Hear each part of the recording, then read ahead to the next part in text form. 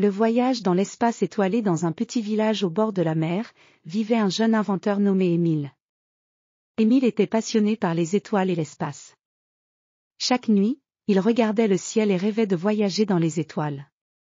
Il passait ses journées à construire des maquettes de fusées et à lire des livres sur l'astronomie. Un jour, alors qu'il travaillait dans son atelier, Émile découvrit un vieux carnet dans une malle poussiéreuse.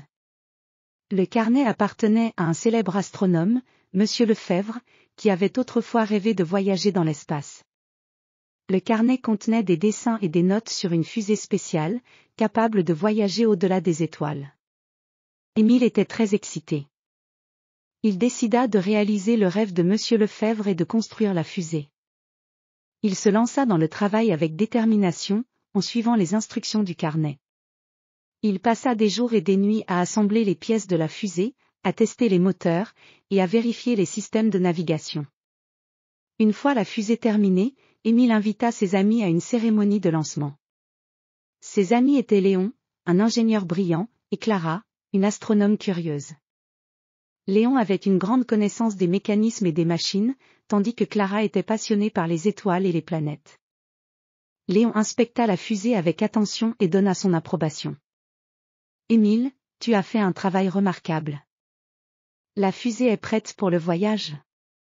Mais n'oublie pas de vérifier les systèmes de communication et d'emporter assez de provisions pour le voyage, dit-il. » Clara, avec ses yeux brillants d'excitation, offrit à Émile une carte des étoiles. « Voici une carte des étoiles que j'ai préparée. Elle t'aidera à naviguer dans l'espace. Bonne chance pour ton voyage, » lui dit-elle en lui tendant la carte. Le jour du lancement arriva.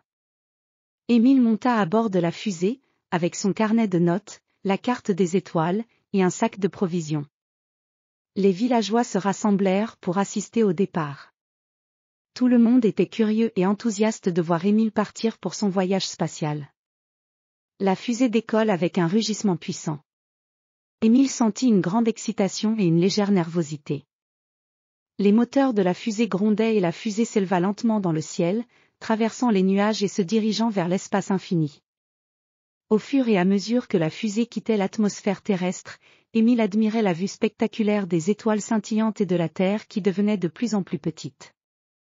Il se sentait comme un explorateur des temps modernes, prêt à découvrir les mystères de l'univers.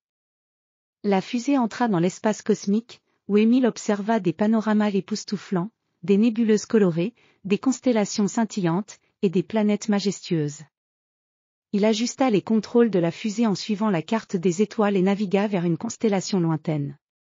En voyageant dans l'espace, Émile rencontra des défis inattendus. Il devait éviter des champs d'astéroïdes et ajuster les systèmes de navigation pour maintenir le cap. Grâce à son intelligence et à ses compétences, il réussit à surmonter chaque obstacle.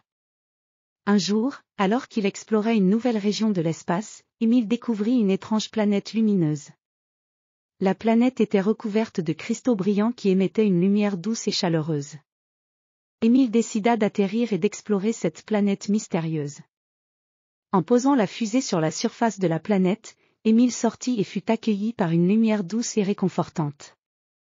Les cristaux illuminaient le paysage d'une lueur magique. Émile se promena parmi les cristaux et découvrit des structures étranges, qui semblaient être les vestiges d'une ancienne civilisation. Il trouva également des inscriptions sur les murs des structures, qui parlaient d'une civilisation avancée qui avait découvert les secrets de la lumière et de l'énergie. Émile comprit que cette planète était un trésor caché de connaissances anciennes et décida de rapporter ses découvertes à la Terre. Après avoir exploré la planète et pris des notes sur ses découvertes, Émile reprit sa fusée et se dirigea vers la Terre. Le voyage de retour fut long, mais Émile était heureux d'avoir accompli son rêve et d'avoir découvert des merveilles dans l'espace. À son retour sur Terre, Émile fut accueilli en héros par les villageois. Il partagea ses découvertes avec ses amis Léon et Clara, et avec tous ceux qui l'avaient soutenu. Le carnet de Monsieur Lefebvre avait pris vie grâce à son courage et à sa détermination. Émile continua à explorer et à inventer, en gardant toujours en mémoire les merveilles qu'il avait découvertes dans l'espace. Son voyage dans l'espace cosmique était un exemple de ce que l'intelligence, la curiosité et le courage pouvaient accomplir. Et ainsi, Le rêve d'un jeune homme devint réalité, et son histoire inspira de nombreux autres à suivre leurs rêves et à explorer les mystères de l'univers.